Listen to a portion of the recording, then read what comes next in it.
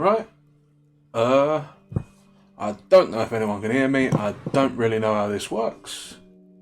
But, if there is people here, hello! And if there isn't, I guess, nothing.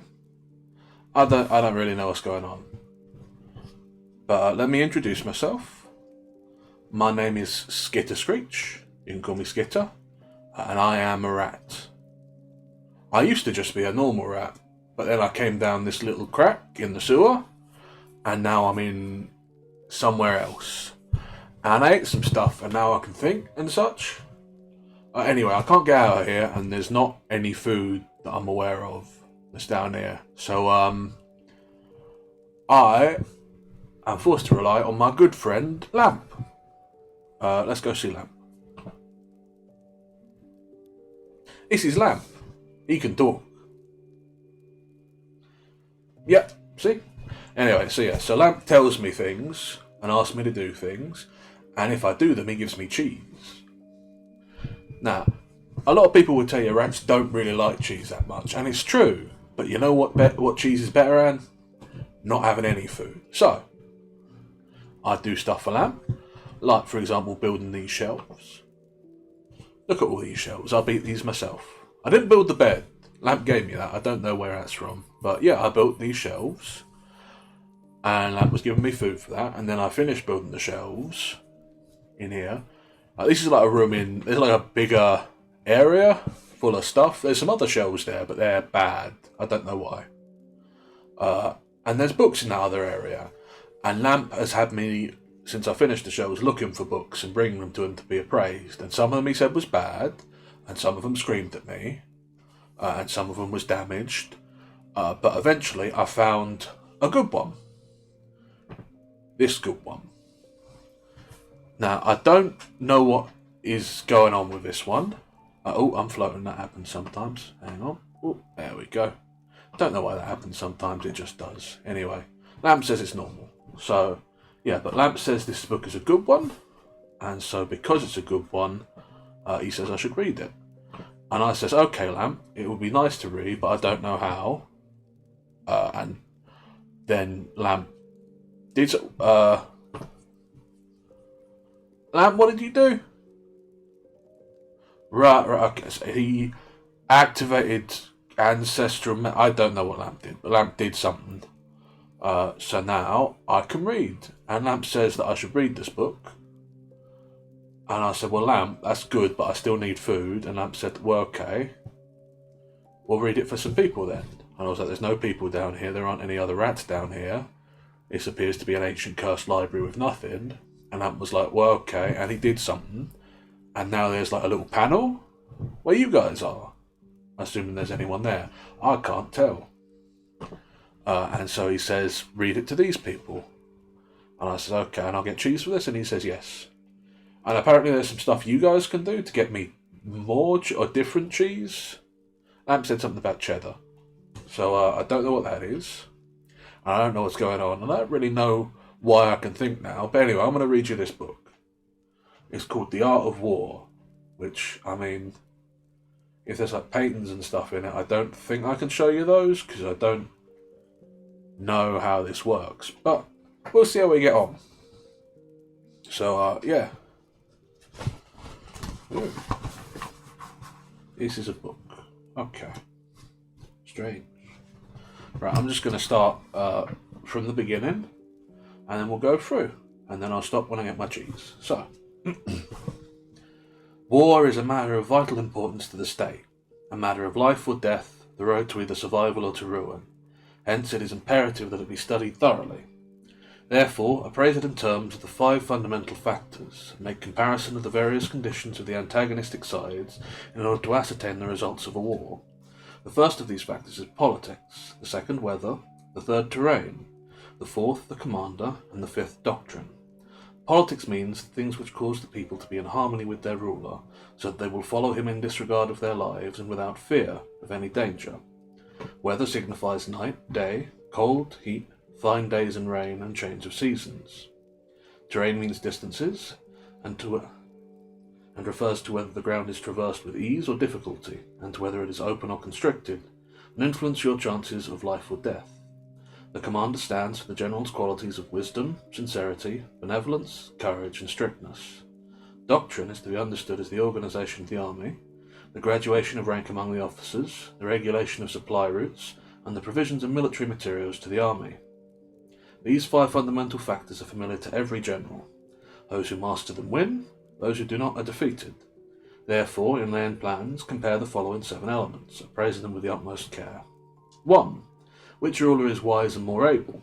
2. Which commander is more talented? 3. Which army obtains the advantage of nature and the terrain? 4. In which army are regulations and instructions better carried out? 5. Which troops are stronger? 6. Which army has the better trained officers and men? 7. Which army administers rewards and punishments in a more enlightened and correct way? By means of these 7 elements, I shall be able to forecast which side will be victorious and which will be defeated. The general who heeds my counsel is sure to win. Such a general should be retained in command. One who ignores my counsel is certain to be defeated. Such a one should be dismissed. Having paid attention to my counsel and plans, the general must create a situation which will contribute to their accomplishment. By situation, I mean he should take the field situation into consideration and act in accordance with what is advantageous. All warfare is based on deception. Therefore, when capable of attacking, fail in capacity. When active in moving troops, fail in activity. When near the enemy, make it seem that you are far away. When far away, make it seem that you are near. Hold out baits to lure the enemy. Strike the enemy when he is in disorder. Prepare against the enemy when he is secure at all points. Avoid the enemy for the time being when he is stronger. If your opponent is of choleric temper, try to irritate him. If he is arrogant, try to encourage his egotism. If the enemy troops are well prepared after reorganization, try to wear them down. If they are united, try to sow dissension among them. Attack the enemy where he is unprepared and appear where you are not expected. These are the keys to victory for a strategist. It is not possible to formulate them in detail beforehand. Now, if the estimates made before a battle indicate victory, it is because careful calculations show that your conditions are more favourable than those of your enemy. If they indicate defeat, it is because careful calculations show that favourable conditions for a battle are fewer. With more careful calculations, one can win. With less, one cannot. How much less chance of victory has one who makes no calculations at all? By this means, one can foresee the outcome of a battle. That's the end of chapter 1. So it looks like maybe this book isn't about pictures of war, it's about how to do war. I don't know why it says anyway. Lamp says at the end of each chapter I should stop and do some discussion about it. So yeah, I mean, it seems like this one, there's a lot of stuff about how different factors will affect how a fight goes, and you got to think about them, which is good. Thinking about ground and such makes sense. Understanding your enemy to beat him makes. I mean, I don't. Is there anyone here to say other stuff? Because it feels like I'm just talking, and that doesn't feel like a discussion. Okay, Lamp. So Lamp says that this is basic but important. I don't know what I'm talking about. You can hear Lamp. Yeah. So if you understand all this, you can understand whether you win or lose a fight. Which I don't think helps you win a fight, but it's good to know, I suppose. Maybe don't get in fights you can't win. Anyway, I still haven't earned any cheese, so I'm back to it. Chapter 2. Waging War. In operations of war, when 1,000 fast 4-horse chariots, 1,000 heavy chariots, and 1,000 mail-clad soldiers are required, when provisions are transported for 1,000 li, when there are expenditures at home and at the front, the stipends for entertainment of envoys and advisors, the cost of materials such as glue and lacquer, and the chariots and armour, will amount to 1,000 pieces of gold a day. 100,000 troops may be dispatched only when this money is in hand. A speedy victory is the main objective in war. If this is long in coming, weapons are blunted and morale depressed. If troops are attacking cities, their strength will be exhausted. When the army engages in a protracted campaign, the resources of the state will fall short. When your weapons are dull and ardor dampened, your strength exhausted and treasure spent, the chieftains of the neighbouring states will take advantage of your crisis to act. In that case, no man, however wise, will be able to avert the disastrous consequences that ensue. Thus, while we have heard of stupid haste in war, You have not yet seen a clever operation that was prolonged, for there has never been a protracted war which benefited a country. Therefore, those unable to understand the evils inherent in employing troops are equally unable to understand the advantageous ways of doing so. Those adept in waging war do not require a second levy of conscripts or more than 2 provisionings. They carry military equipment from the homeland, but rely on the enemy for provisions. Thus, the army is plentifully provided with food. That'd be nice. When a country is impoverished by military operations, it is due to distant transportation. Carrying supplies for great distances renders the people destitute. Where troops are gathered, prices go up. When prices rise, the wealth of the people is drained away. When wealth is drained away, the people will be affected with urgent and heavy exactions. With this loss of wealth and exhaustion of strength, the households in the country will be extremely poor, and 7/10 of their wealth dissipated. As to government and expenditures, those due to broken down chariots, worn out horses, armour and helmets, bows and arrows, spears and shields, protective mantles, draft oxen and wagons will amount to 60% of the total. Hence, a wise general sees to it that his troops feed on the enemy. For 1 zong of the enemy's provisions is equivalent to 20 of one's own, and 1 shi of the enemy's fodder to 20 shi of one's own. In order to make the soldiers courageous and overcoming the enemy, they must be roused to anger. In order to capture more booty from the enemy, soldiers must have their rewards. Therefore, in chariot fighting, when more than 10 chariots are captured, reward those who take the first. Replace the enemy's flags and banners with your own, mix the captured chariots with yours and mount them. Treat the prisoners of war well and care for them. This is called winning a battle and becoming stronger. Hence, what is valued more is victory, not prolonged operations, and the general who understands how to employ troops is the minister of the people's fate and arbiter of the nation's destiny. That's the end of chapter 2. Now, I can appreciate the need for food, as I'm sure you could tell by my need to be here on account of needing food. I don't know what was meant by zong and shi and li. All those words were sort of slanted. I think they might be a different language. There are some books in here that are in different languages. I only speak this one. I don't know what this one is. But yeah. But it seems like, Li's distance. I don't know what it is. Maybe it's a long distance. 1,000 of anything is probably a long distance. As for zong and shi, they seem like amounts. So if you have something from your enemy that's worth 20 times as much as your own, which I guess makes sense, because then your enemy's 20 times as hungry and you're 20 times as full. Which seems pretty good to me. Or I guess you're just full and he's hungry because it's only 1 actually, but you being full and him being hungry makes you 20 times better than him? I'm not very clear. But also it's about how you got to fight a fight fast, which does make sense to me. The longer you're in a fight, the more chance you get to get hurt. So if you can finish a fight quickly by hurting your enemy real quick, you're not going to get hurt. Again, I'm going to ask if anyone else has any thoughts. Alright. Okay. That's interesting. So Lamp says that provisions can refer to things that aren't just food, like weapons and stuff. I don't really know what weapons is. I'm a rat, so I know there's like stuff that you can hit people with, but I can't really. My little graspers aren't really good for grasping them. Okay, apparently they're like tools, but for hurting people. I've used some tools. I built these shows. Anyway, I don't think there's anyone else saying anything. If there is, I cannot hear or perceive it, so I'm just gonna go on ahead. So chapter 3, offensive strategy. Generally in war, the best policy is to take a state intact. To ruin it is inferior to this. To capture the enemy's entire army is better than to destroy it. To take intact a regiment, a company or squad is better than to destroy them. It says here, regiment, company and squad are Lu, Zhu and Wu in Chinese. In ancient China, 500 soldiers made up a Lu, 100 are Zhu and 5 are Wu. So it is a different language. Okay. For to win 100 victories in 100 battles is not the acme of skill. To subdue the enemy without fighting is the supreme excellence.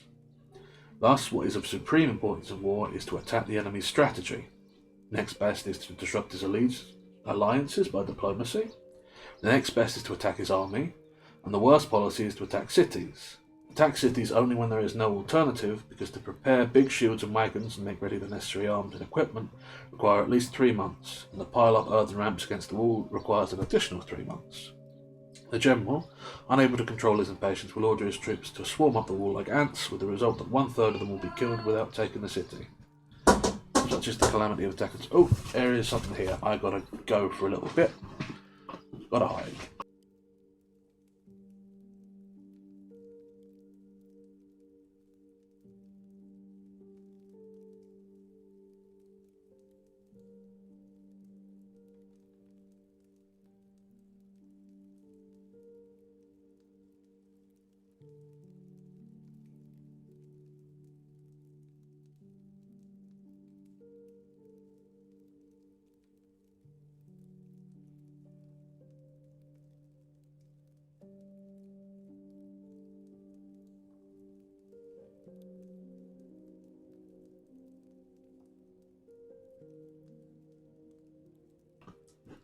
Alright, sorry about that. There was some sort of beast.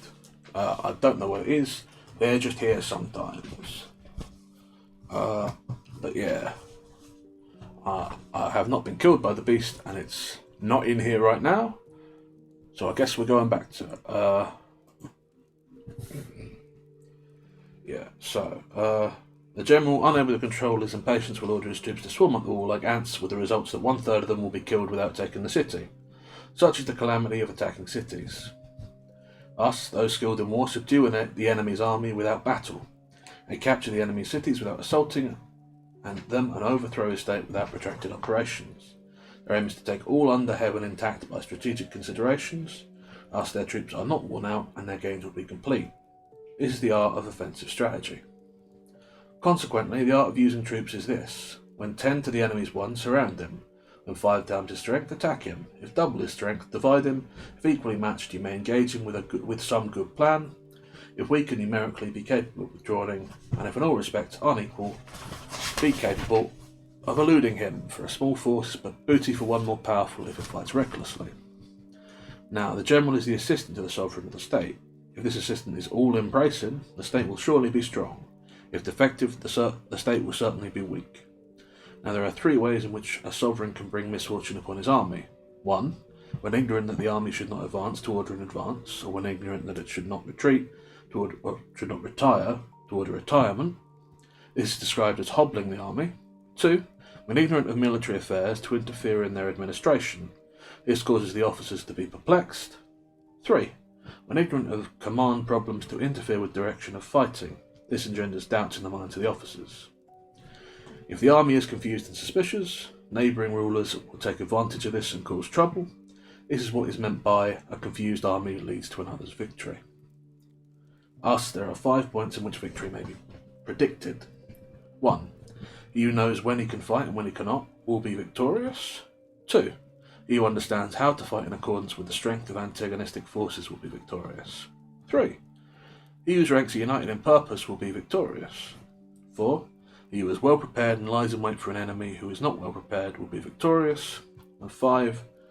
He whose generals are able and not interfered with by the sovereign will be victorious. It is in these 5 matters that the way to victory is known. Therefore I say, know the enemy and know yourself. In 100 battles you will never be defeated. When you are ignorant of the enemy but know yourself, your chance of winning or losing are equal. If ignorant of both your enemy and yourself, you are sure to be defeated in every battle. And that's the end of chapter 3. What happens if you know the enemy but don't know yourself, I wonder? Anyway, this one is another one pretty simple. Fighting is bad if you can avoid it, because you can get stuff without fighting, like stealing.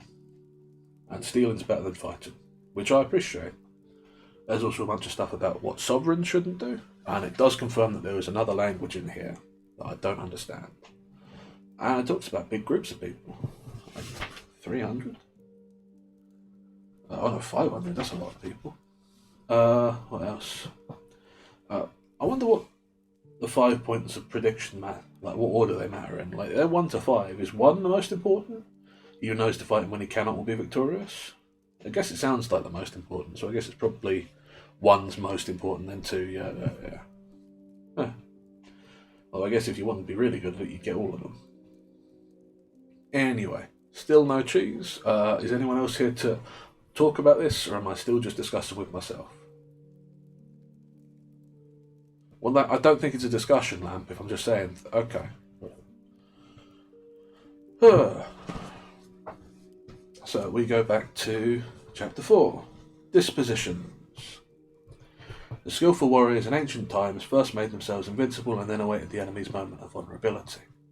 Invincibility depends on oneself, but the enemy's vulnerability on himself. It follows that those skilled in war can make themselves invincible, but cannot cause an enemy to be certainly vulnerable. Therefore, it can be said that one may know how to win, but cannot necessarily do so. Defend yourself when you cannot defeat the enemy, and attack the enemy when you can. One defends when his strength is inadequate. He attacks when it is abundant. Those who are skilled in defence hide themselves as under the ninefold earth. In ancient China, the number 9 was used to signify the highest number. I know my China numbers. Those in attack flash forth as from above the ninefold heavens, thus they are capable both of protecting themselves and of gaining a complete victory. Talk about it at the end. To foresee a victory, which the ordinary man can foresee, is not to the acme of excellence. Neither is it if you triumph in a battle and are universally acclaimed expert. For the lift and autumn down requires no great strength. To distinguish between sun and moon is no test of vision. To hear the thunderclap is no indication of acute hearing. In ancient times, those called skilled in war conquered an enemy easily conquered, and therefore the victories won by a master of war gain him neither reputation for wisdom nor merit for courage. For he wins his victories without erring. Without erring, he establishes the certainty of his victory. He conquers an enemy already defeated. Therefore, the skillful commander takes up a position in which he cannot be defeated, and misses no opportunity to overcome his enemy. Thus, a victorious army always seeks battle after his plans indicate that victory is possible under them, whereas an army destined to defeat fights in the hopes of winning, but without any planning. Those skilled in war cultivate their policies and strictly adhere to the laws and regulation. Thus it is clear in their power to control success, or thus it is in their power to control success. Now the elements of the art of war are first the measurement of space, second the estimations of quantities, third calculations, fourth comparisons, and fifth chances of victory. Measurements of space are derived from the ground, quantities derived from measurements, figures from quantities, comparisons from figures, and victory from comparisons. Thus a victorious army is as one yi, brackets an ancient Chinese weight approximately equivalent to 24 ounces, balanced against a grain, and a defeated army is a grain balanced against one yi. It is because of disposition that a victorious general is able to make his soldiers fight without the effect of pent-up waters, which suddenly released plunge into a bottomless abyss. So this one is mostly again talking about how you've got to know you're going to win before you start a fight, which, I mean, obviously you don't want to be fighting if you're not sure you're going to win. I'm not fighting that beast. But it does say one thing that I do agree with and one that I don't like. Talking about hiding under the ninefold earth, that's good. Hiding underground's a great idea. I mean, like I said, I used to be in a sewer. I mean, I'm not super happy being in this sort of cursed library labyrinth place that I'm in right now, but I still haven't been attacked by any cats since I'm down here. I mean, I guess they're still the beasts, but they're not very observant as long as you're careful. So that's probably fine.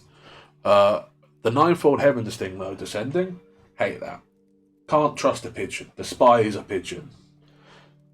Pizza that is on the floor, that belongs to rats. There shouldn't be pigeons going after that. And if you happen to be a pigeon in here listening to this, go away. I don't like you. Pigeons are bad. If there are any pigeons or anyone else in chat, however, before you go, if you'd like to say something and maybe make this discussion, I'm really feeling like I'm just talking to no one here.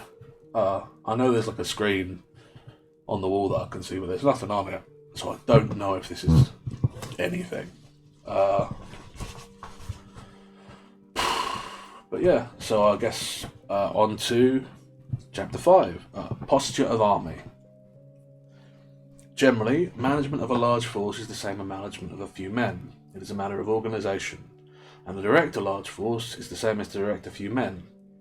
This is a matter of formations and signals. The army is certain to sustain the enemy's attack without sufficient defeat, is due to operation, or without suffering defeat, is due to operations of extraordinary and normal forces. Troops thrown against the enemy as a grindstone against eggs is an example of solid acting upon a void. Generally in battle, use the normal force to engage and use the extraordinary to win.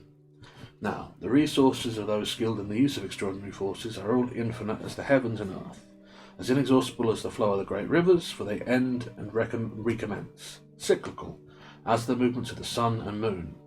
They die away and are reborn, recurrent as the passing seasons. The musical notes are only 5 in number, but their combination gives rise to so numerous melodies that one cannot hear them all. The primary colours are only 5 in number, but their combinations are so infinite that one cannot visualize them all. The flavours are only 5 in number, but their blends are so various that one cannot taste them all. In battle, there are only the normal and extraordinary forces, but their combinations are limitless. None can comprehend them all. But these two forces are mutually reproductive. It is like moving in an endless circle. Who can exhaust the possibility of their combination? When torrential water tosses boulders, it is because of its momentum. When the strike of a hawk breaks the body of its prey, it is because of timing. Thus, the momentum of one skilled in war is overwhelming, and its attack precisely timed. His potential is that of a fully drawn crossbow, his timing that of the release of the trigger. In the tumult and uproar, the battle seems chaotic, but there must be no disorder in one's own troops. The battlefield may seem in confusion and chaos, but one's array must be in good order. That will be proof against defeat. Apparent confusion is a product of good order, apparent cowardice of courage, apparent weakness of strength. Order or disorder depends on organisation and direction. Courage or cowardice on circumstance, strength or weakness on tactical disposition. Thus, one who is skilled at making the enemy move does so by creating a situation according to which the enemy will act. He entices the enemy with something he is certain to want.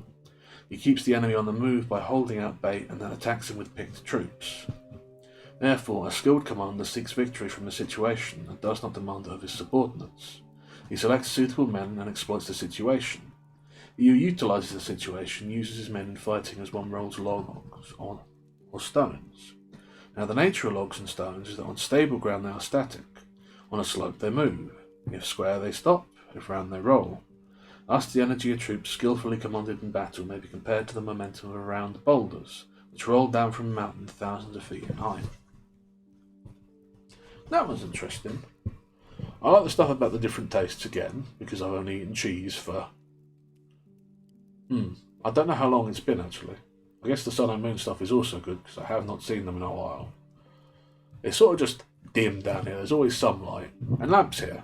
So I guess that's something. But yeah. I mean, I think this one's interesting because it goes into a bit more of like the, the stuff. The way of using troops.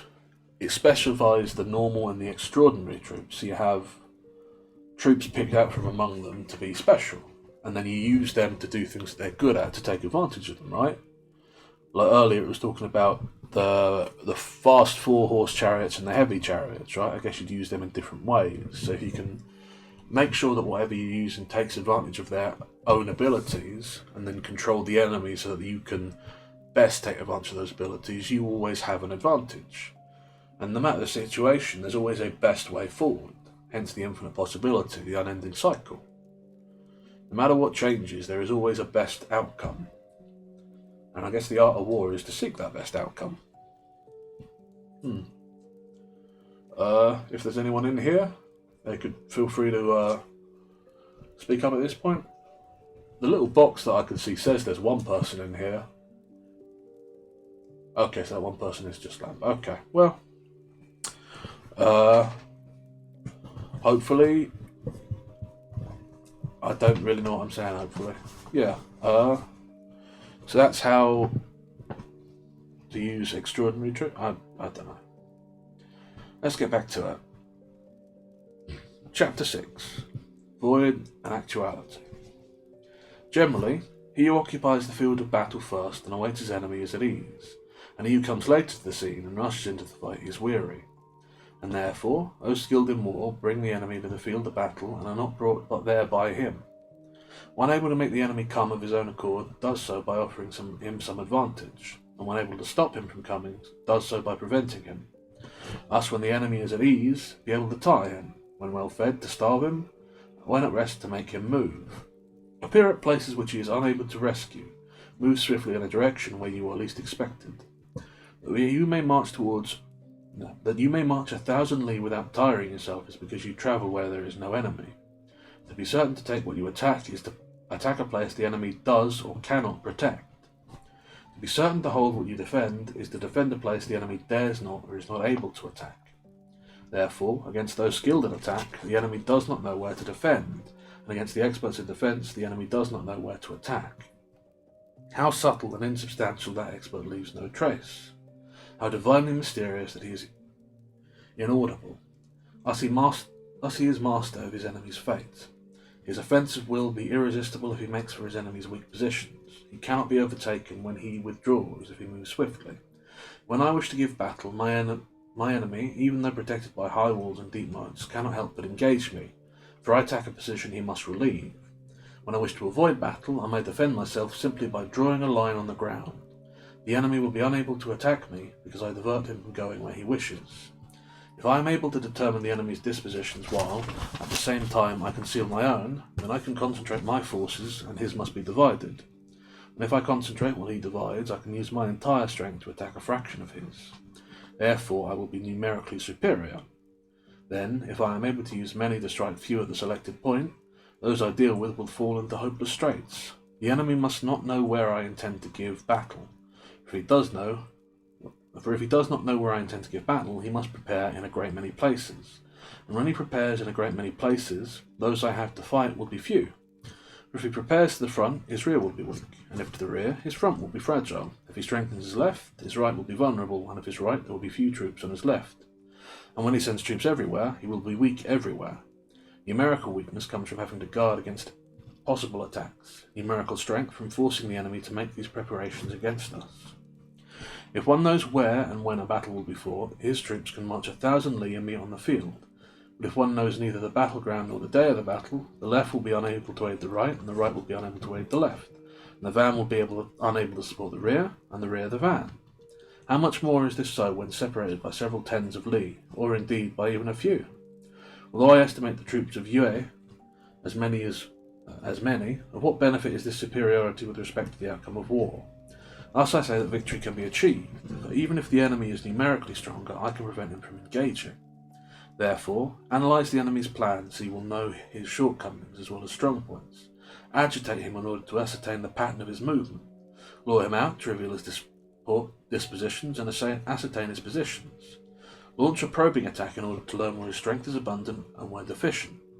The ultimate in disposing one's troops is to conceal them without ascertainable shape. Then the most penetrating spies cannot pry, nor can the wise lay plans against you. It is according to the situations that plans are laid for victory, but the multitude does not comprehend this. Although everyone can see the outward aspects, none understand how the victory is achieved. Therefore, when a victory is won, one's tactics are not repeated. One should always respond to circumstances in an infinite variety of ways. Now, an army may be likened to water, but just as flowing water avoids the heights and hastens to the lowlands, so an army should avoid strength and strike weakness. And as water shapes its flow in accordance with the ground, so an army manages its victory in accordance with the situation of the enemy. And as water has no constant form, there are in warfare no constant conditions. Thus, one able to win the victory by modifying his tactics in accordance with the enemy's situation may be said to be divine. Of the 5 elements, water, fire, metal, wood, and earth, none is always predominant. Of the 4 seasons, none last forever. Of the days, some are long and some short, and the moon waxes and wanes. That is also the law of employing troops. And that's the end of chapter 6. That one's a bit more interesting because it's a little bit more abstract. But what it does talk about is finding things to, place them, right? So you find, or you put your strength or your troops towards where your enemy's weak, and you figure that out, and you keep your plans hard to ascertain so they can't know where you're going to go, right? So that means that you're,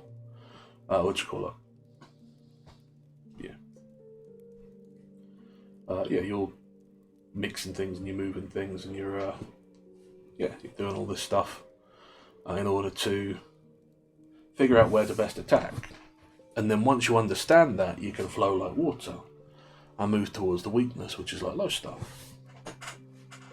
It's interesting. It seems a lot of this is about changing and being adaptable, which is something I can appreciate. You've got to adapt to circumstances, otherwise you'll never get any cheats, and then you die.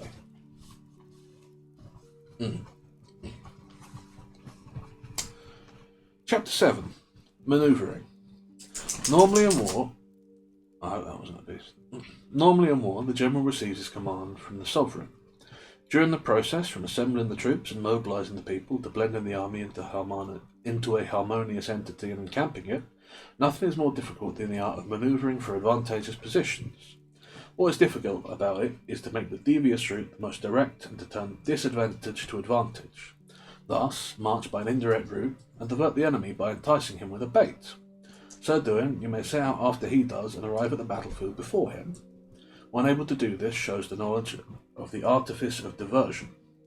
Therefore, both advantage and danger are inherent to manoeuvring for advantageous position. One who sets the entire army in motion with impediments to pursue an advantageous position will not attain it. If he abandons the camp and all the impediments to contend for advantage, the stores will be lost. Thus, if one orders his men to make forced marches without armour, stopping neither day nor night, covering double the usual distance at a stretch, and doing 100 li to rest and advantage, it is probable that the commanders will be captured. The strongest men will arrive first, and the feeble one will struggle along behind. So, if this method is used, only 1/10 of the army will reach its destination. In a forced march of 50 li, the commander of the van will probably fall, but half the army will arrive. In a forced march of 30 li, just 2/3 will arrive. It follows that an army which lacks heavy equipment, fodder, food and stores will be lost. One who is not acquainted with the designs of his neighbours should not enter into alliances with them. Those who do not know the conditions of mountains and forests, hazardous defiles, marshes and swamps cannot conduct the march of an army. Those who do not use local guides are unable to attain the advantages of the ground. Now, war is based on deception. Move when it is advantageous and create changes in the situation by dispersal and concentration of forces. When campaigning, be swift as the wind. In leisurely marching, majestic as the forest. In raiding and plundering, be fierce as fire. In standing, firm as the mountains. When hiding, be as unfathomable as things behind the clouds. When moving, fall like a thunderbolt. When you plunder the countryside, divide your forces. When you conquer territory, defend strategic points. Weigh the situation before you move. He who knows the artifice of diversion will be victorious. Such is the art of manoeuvring. The Book of Military Administration says, as the voice cannot be heard in battle, drums and gongs are used. As troops cannot see each other clearly in battle, flags and banners are used. Now gongs and drums, banners and flags are used to unify the action of the troops. When the troops can thus be united, the brave cannot advance alone, nor can the cowardly withdraw. This is the art of directing large masses of troops. In night fighting, use many torches and drums, in day fighting many banners and flags, in order to guide the sight and hearing of our troops. Now an army may be robbed of its spirit, and its commander deprived of his confidence. At the beginning of a campaign, the spirits of soldiers are keen. After a certain period of time, they flag, and in the latter stages, thoughts turn towards home. And therefore those skilled in war avoid the enemy when his spirit is keen, and attack him when it is sluggish and his soldiers homesick. This is control of the moral factor. In good order they await a disorderly enemy. In serenity a clamorous one. This is control of the mental factor. Close to the field of battle, they await an enemy coming from afar. At rest, they await an exhausted enemy. With well-fed troops, they await hungry ones. This is control of the physical factor. They do not engage an enemy advancing with well-ordered banners, nor one whose formations are in an oppressive array. This is control of the factor of changing circumstances. Therefore, the art of employing troops is that when the enemy occupies high ground, do not confront him uphill. And when his back is resting on hills, do not make a frontal attack. When he pretends to flee, do not pursue. Do not attract troops whose spirits are keen. Do not swallow bait. Do not thwart an enemy who is returning homewards. Leave a way of escape to a surrounded enemy, and do not press a desperate enemy too hard. Such is the art of employing troops. So that one there seems to, well, I guess that chapter tells us that in order to control or to win a battle, you've got to be in control of your troops and the troops of your enemy. Control is the way to win and to lose. If you have control of your army, if you can direct them effectively, and if you can bait your enemy into doing what you want, you have the advantage, which I guess it seems a bit obvious, but it does make a lot of sense. Victory is won by control. Same way you control yourself in a fight, right? If you can control yourself better than the other guy, you can hit him and he can't hit you. If you can control your army better than the other general controls their army, you can attack them and they can't attack you, at least not effectively, right? Banners and drums, I think, are maybe a bit outdated, but yeah, I don't know. This book seems pretty old. It's still just Lamp in the chat, so I don't think anyone else is going to comment, so I guess we'll just move on to Chapter 8. Chapter 8. The 9 Variables. In general, the system of employing troops is that the commander receives his mandate from the sovereign to mobilise the people and assemble the army. You should not encamp on grounds hard to approach. Unite with your allies on ground intersected with highways. Do not linger on desolate ground. In enclosed ground, resort to stratagem. In death ground, fight a last-ditch battle. There are some roads which must not be followed, some troops which must not be attacked, some cities which must not be assaulted, and some ground which should not be contested. There are also occasions when the commands of the sovereign need not be obeyed. Therefore, a general thoroughly versed in the advantage of the 9 variable factors knows how to employ troops. One who does not understand their advantage will not be able to use the terrain to his advantage, even though he is well acquainted with it. In the direction of military operations, one who does not understand the tactics suitable to the 9 variable situations will be unable to use his troops effectively, even if he understands the 5 advantages, brackets referring to the 5 situations mentioned at the beginning of this paragraph. And beasties again. Okay, right. See you in a sec.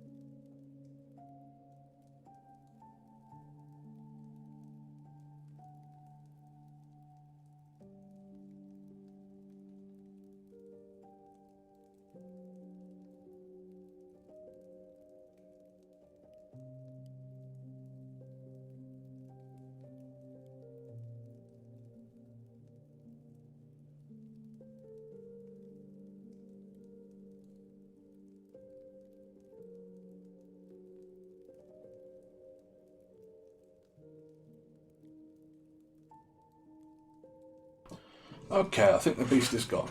That's good. I do not like it when there is a beast there. Now, since we're about halfway through, let's take this chance to check in with Lamp. Lamp, have I read enough of this book to get some cheese yet? You're very mean to me, Lamp. I've done all these things for you and you just... Okay, well, you heard the Lamp, people. Let's get back to it. Oh, yes. Even if he understands the 5 advantages referring to the 5 situations mentioned at the beginning of this paragraph. And for this reason, a wise general in his deliberations must consider both favourable and unfavourable factors. By taking into account the favourable factors, he makes his plan feasible. By taking into account the unfavourable, he may avoid possible disasters. He wants to subdue dukes in neighbouring states, does so by inflicting injury upon them. He wants to control them, does so by keeping them constantly occupied, and he who makes them rush about does so by offering them ostensible advantages. It is a doctrine of war not to assume the enemy will not come, but rather to rely on one's readiness to meet him, and not to presume that he will not attack, but rather to make oneself invincible. There are 5 qualities which are fatal in the character of a general. If reckless, he can be killed. If cowardly, captured. If quick-tempered, he can be provoked to rage and make a fool of himself. If he has too delicate a sense of honour, he can be easily insulted. If he is of a compassionate nature, you can harass him. Now these 5 traits of character are serious faults in a general, and in military operations are calamitous. The ruin of the army and the death of the general are inevitable results of these shortcomings. They must be deeply pondered. So let's deeply ponder them, shall we? Since we've still got to do discussions. So recklessness. is always bad. If you do something recklessly, you can get caught out and killed. If you're cowardly, captured, well, I don't know about that. If you're a good enough coward, you can get away pretty quickly. I'm in favour of cowardice. If quick-tempered, he can provoke to rage and make a fool of himself. Yeah, that's pretty obvious. That's just recklessness again, really. If he has too delicate a sense of honour, he can be easily insulted. Can't relate, I am a rat. If he is of compassionate nature, you can harass him. I think you can harass most people, really. I guess maybe some people are soft about it. Anyway, but yeah, this one is about understanding the enemy, and which got protecting yourself against him sort of psychologically, but also being prepared to meet him as he comes. You can't assume your enemy won't attack you, even when it's unlikely. You have to be ready no matter the circumstances. You have to prepare yourself as much as the army. You can't let yourself have any of these faults. Although I still contend that cowardice isn't necessarily a fault. But yeah, you always need to be ready. You never know when a pigeon will come and steal pizza from you, or do something else, or you'll fall into a pit where there's a cursed library and a lamp makes you do things. You just have to be ready to deal with it, because that's how things go sometimes. Now, where was it? Oh yes, let's keep on going. There's still no one here but Lamp. So, Chapter 9, On the March. When an army takes up position and confronts the enemy, it has to observe and judge the enemy's situation. In doing so, it should pay attention to the following. When crossing the mountains, be sure to stay close to valleys. When encamping, select high ground facing the sunny side. When high ground is occupied by the enemy, do not ascend to attack. So much for taking a position in mountains. After crossing a river, you must move some distance away from it. When an advancing enemy crosses water, do not meet him in midstream. It is advantage to allow half his force to cross and then strike. If you wish to give battle, do not confront your enemy near the water.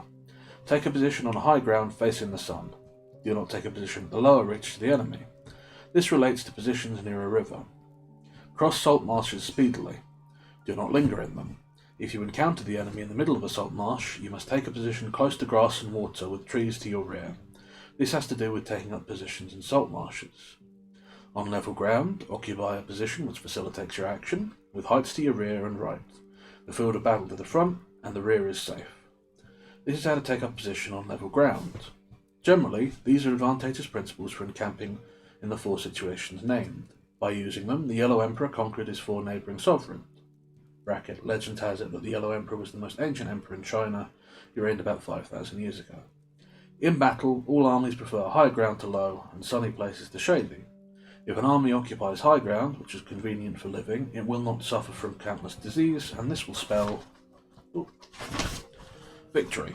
When you come to hills, dikes, or embankments, you must take a position on the sunny side. These are all advantageous methods gained from the help the ground affords. When rain falls in the upper reaches of a river, and foaming water descends, those who wish to ford must wait until the water subsides. Whether a precipitous torrent, such as heavenly wells, heavenly prisons, heavenly nets, heavenly traps, and heavenly cracks, you must march speedily away from them. Do not approach them, keep a distance from them, and draw the enemy towards them. Face them and cause the enemy to put his back to them. When on the flanks of the army, there are dangerous defiles or ponds covered with aquatic grasses, where reeds and rushes grow, or forested mountains with dense tangled undergrowth. You must carefully search them out, for these are places where ambushes are laid and spies are hidden. When the enemy is nearby but remains calm, he is depending on a favourable position. When he challenges battle from afar, he wishes to lure you to advance. When he is on easy ground, he must be in an advantageous position. When the trees are seen to move, it means the enemy is advancing. When many screens have been placed in the undergrowth, it is for the purpose of deception. Birds rising in flight are a sign that the enemy is lying in ambush. Where the wild animals are startled and flee, the enemy is trying to take you unawares. Dust spurting upwards in high straight columns indicates the approach of chariots. When it hangs low and is widespread, it betokens the infantry is approaching. When dust rises in scattered areas, the enemy is collecting and bringing in firewood. When there are numerous small patches which seem to come and go, he is encamping with the army. When the enemy's envoys speak in humble terms, but the army continues preparations, this means it will advance. When the language is strong and the enemy pretentiously advances, these may be the signs that the enemy will retreat. When light chariots first go out and take positions on the flank, the enemy is forming. When without a previous understanding the enemy asks for a truce, he must be plotting. When his troops march speedily and he parades his battle chariots, he is expecting to rendezvous with reinforcements. When half his force advances and half withdraws, he is attempting to decoy you. When his troops lean on their weapons, they are famished.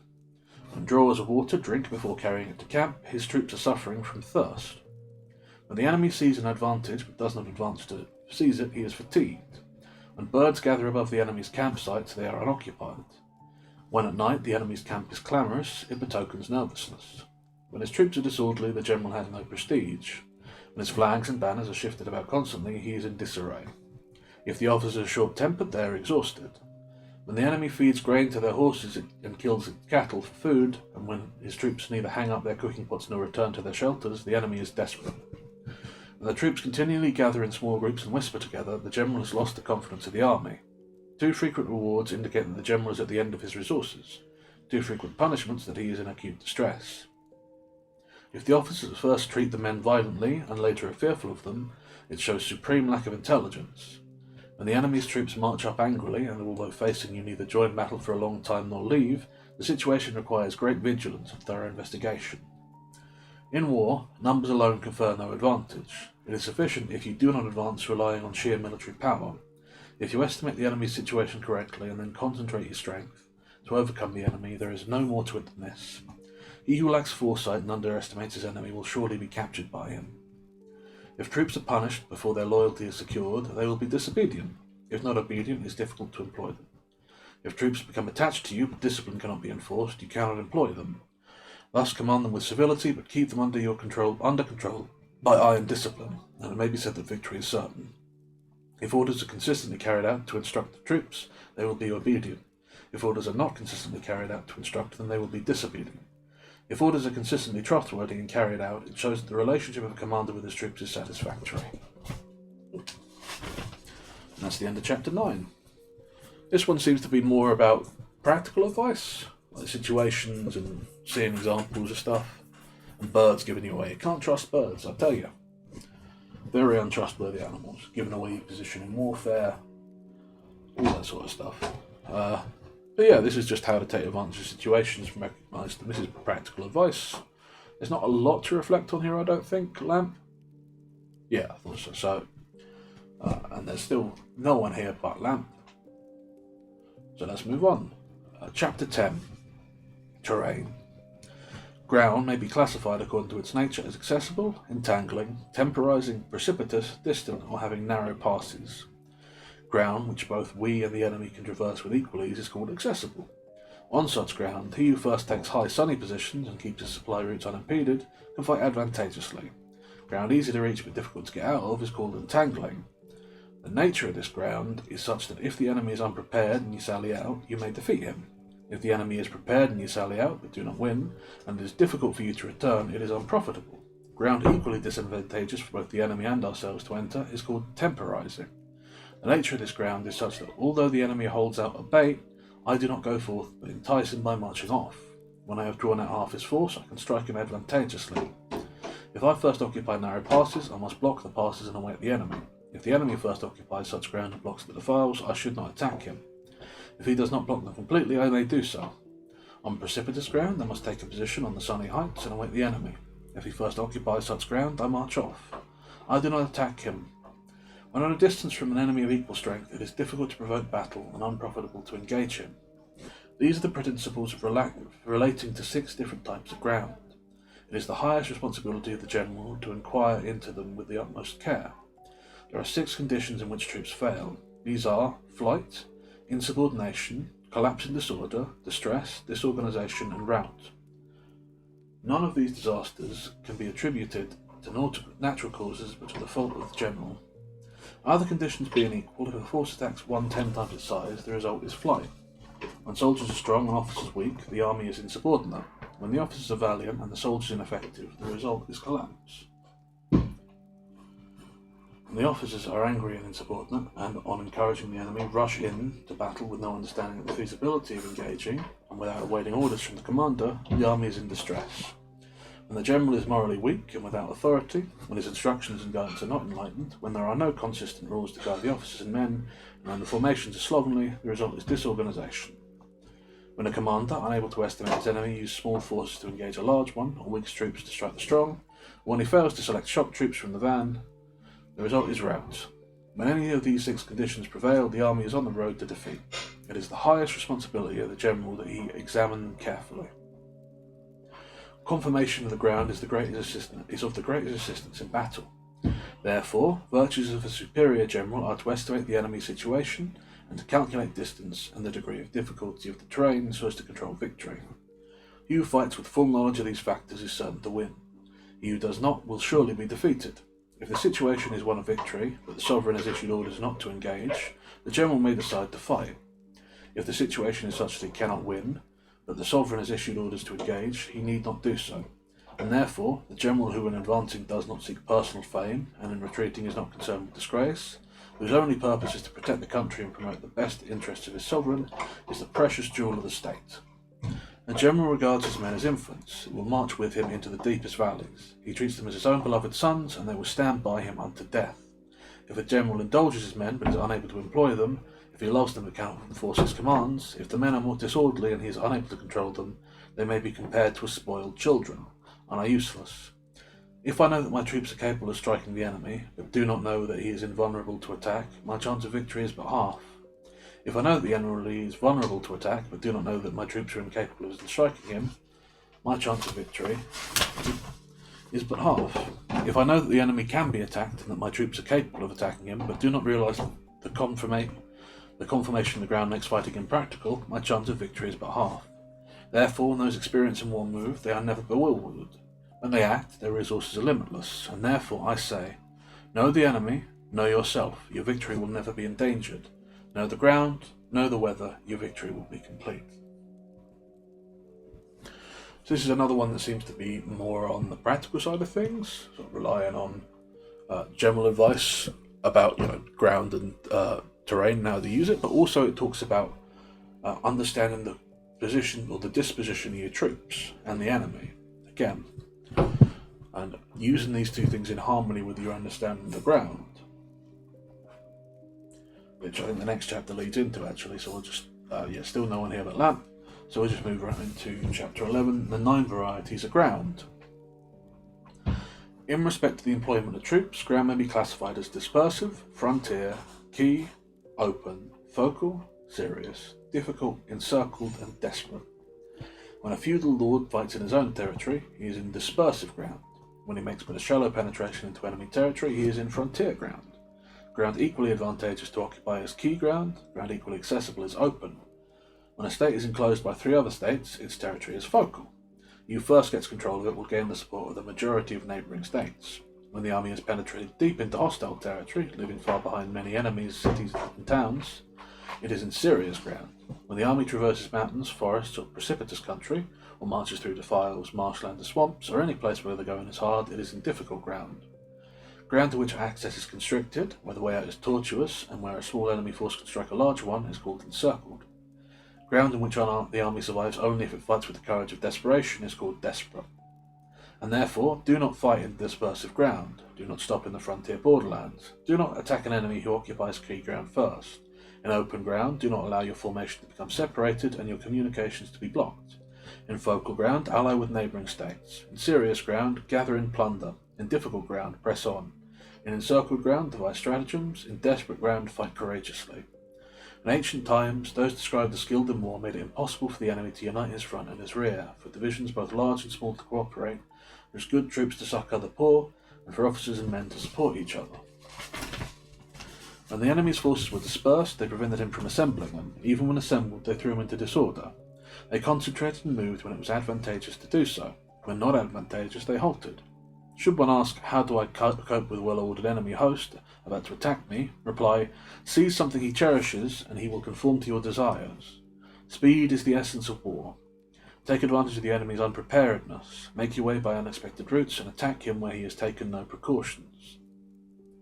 The general principle is applicable to an invading force, so that when you have penetrated deeply into hostile territory, your army is united and the defender cannot overcome you.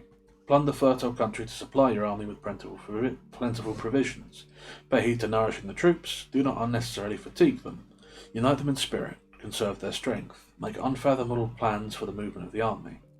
Throw the troops into a position from which there is no escape, and even when faced with death, they will not flee. For if prepared to die, what can they not achieve? Then officers and men together put forth their utmost efforts. In a desperate situation, they fear nothing. When there is no way out, they stand firm. Deep in a hostile land, they are bound together, and there, where there is no alternative, they will engage the enemy in hand-to-hand combat. Thus, such troops need no encouragement to be vigilant. Without extorting their support, the general obtains it. Without inviting their affection, he gains it. Without demanding their discipline, he wins it. Prohibit superstitious doubts, and do away with rumours. Then nobody will flee, even facing death. My officers have no surplus of wealth, but it is not because they disdain riches. They have no expectation of long life, but it is not because they dislike longevity. On the day the army is ordered to set out, the tears of those seated soak their garments. The tears of those reclining course down their cheeks. But throw them into a situation where there is no escape, and they will display the immortal courage of Sun Tzu and Gao Kui. Sun Tzu and Gao Kui both lived in the spring and autumn period and were said to be brave warriors undaunted in the face of death. Now, the troops of those adept in war are used like the simultaneously responding snake of Mount Chahang. When struck on the head, the tail attacks. When struck on the tail, the head attacks. When struck in the centre, both head and tail attack. Should one ask, can troops be made capable of such instantaneous coordination? I reply, they can.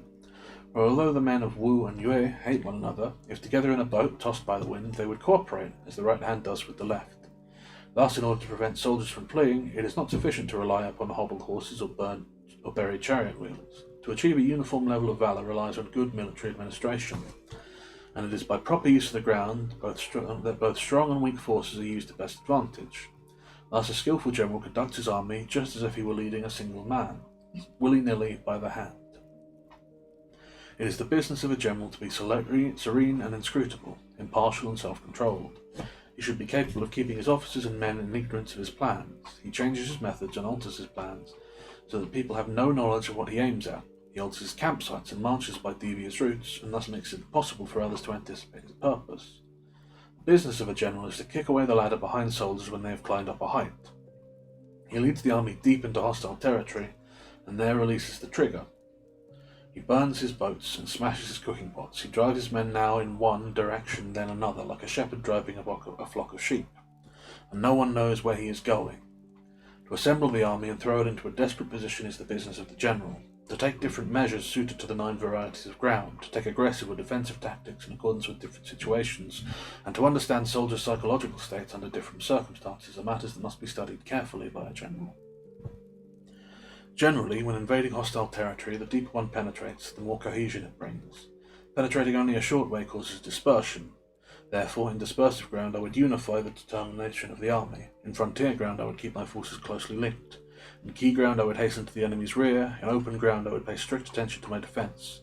In focal ground I would consolidate my alliance. In serious ground I would ensure a continuous flow of provisions. In difficult ground I would march past the road speedily. In circle ground I would block the points of access and egress. In desperate ground I would make it evident there is no chance of survival. For it is the nature of soldiers to resist when surrounded, to fight to the death when there is no alternative, and when desperate to follow commands implicitly. One ignorant of the plans of neighbouring states cannot make alliances with them. If ignorant of the conditions of mountain forests, dangerous defile, swamps and marshes, he cannot conduct the march of an army. If he fails to make use of native guides, he cannot gain the advantage of the ground. A general ignorant of even one of these 9 varieties of ground is unfit to command the armies of a hegemonic king. Now, when a hegemonic king attacks a powerful state, he makes it impossible for the enemy to concentrate his troops. He overawes the enemy and prevents his allies from joining him. It follows that there is no need to contend against powerful combinations, nor is there any need to foster the power of other states. He relies for the attainment of his aims on his ability to overawe his opponents, and so he can take the enemy's cities and overthrow the enemy's state. Bestow rewards without respect to customary practice. Publish orders without respect to precedent. Thus you may employ the entire army as you would one man. Set the troops to their task without imparting your designs. Use them to gain advantage without revealing the dangers involved. Throw them into a perilous situation and they will survive. Put them into desperate ground and they will live. When the army is placed in such a situation, it can snatch victory from defeat. Now, the crux of military operations lies in the pretense of following the design of the enemy, and once there is a loophole that can be used, concentrate your forces against the enemy.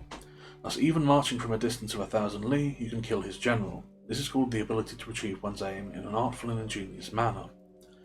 Therefore, when the time comes to execute the plan to attack, you should close the passes, rescind the passports, have no further intercourse with the enemy's envoys, and extort the temple council to execute the plans.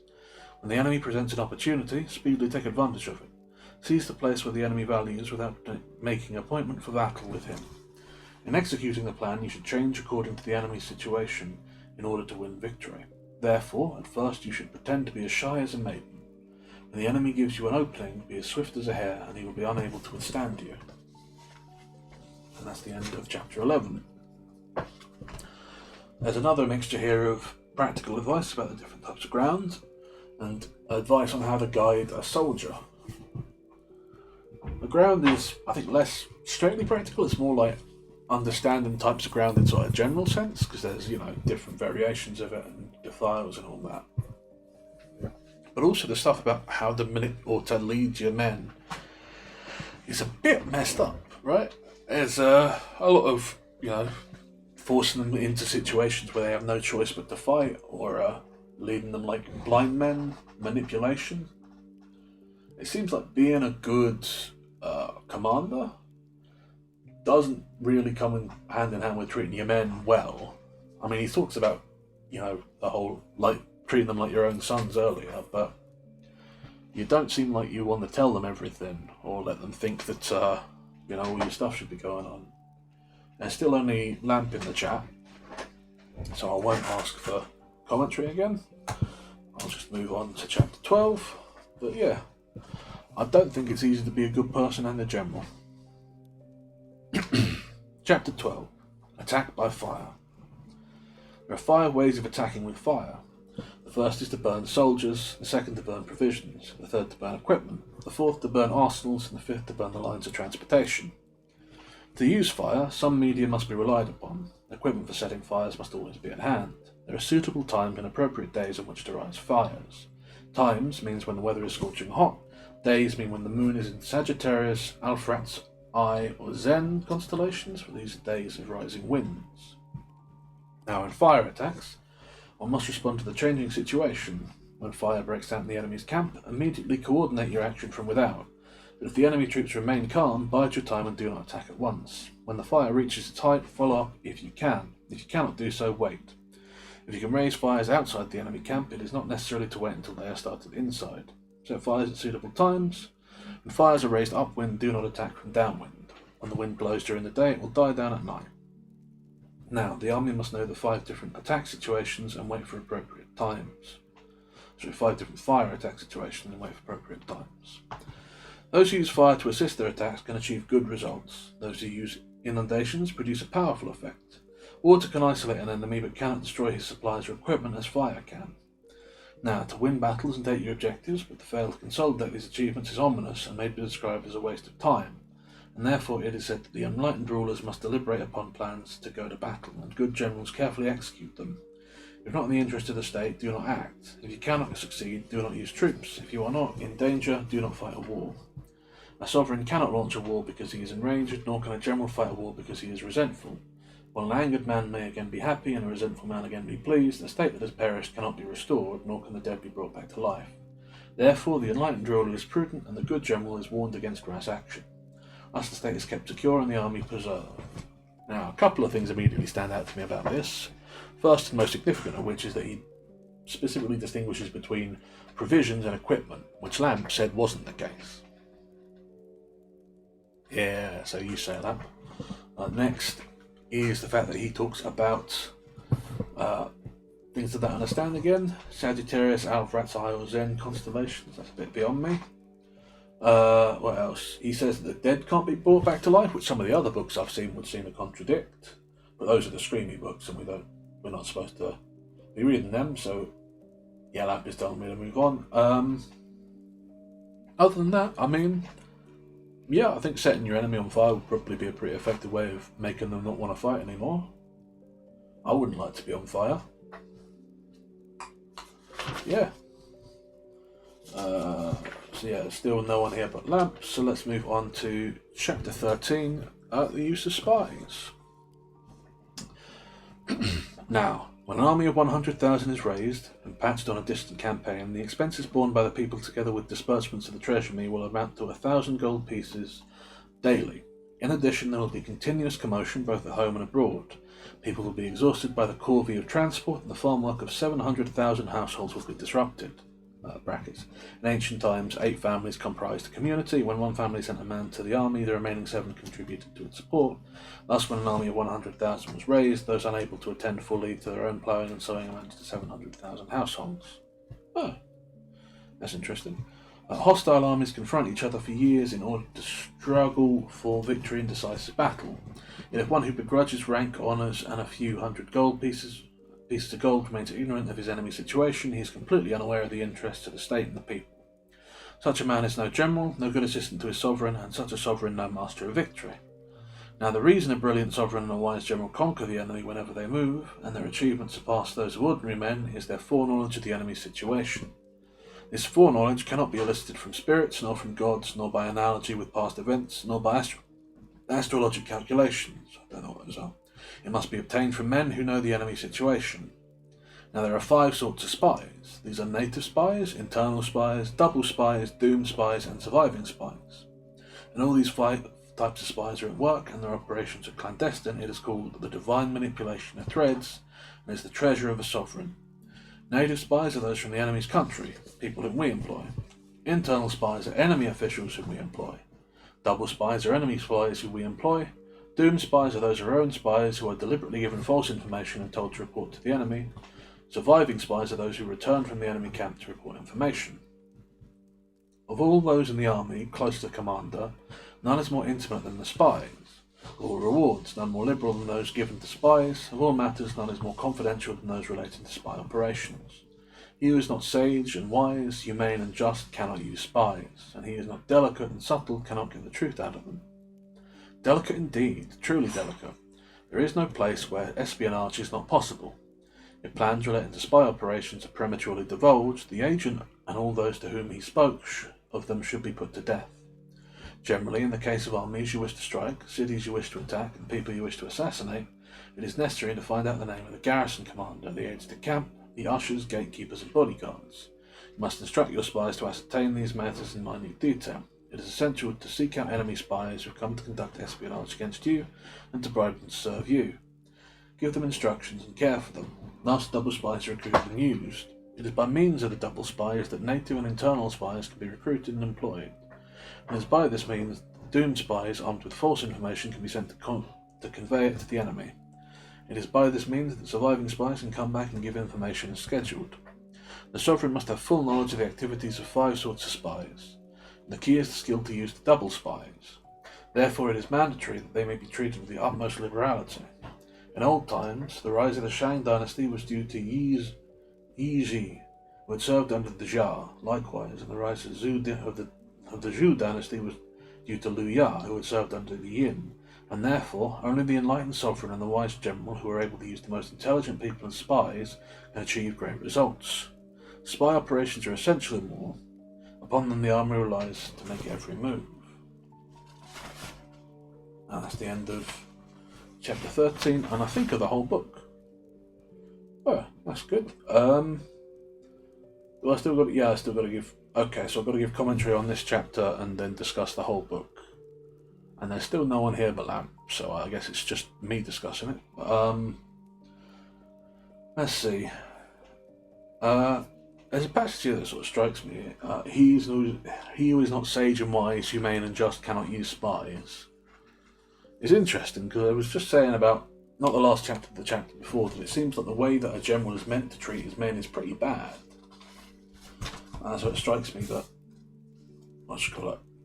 You have to be able to adapt to your situation and circumstances, but also you sort of need to have 2 faces, right? You got to treat your spies better than you treat your men. Which seems cruel, but I guess it makes sense. You just need your men to do what they're told, but spies have sort of got to be clever and act on their own initiative. It's hard to be sneaky. As to the book in general, I think it's interesting. It says some things about fighting that make sense. Maybe some of it's old.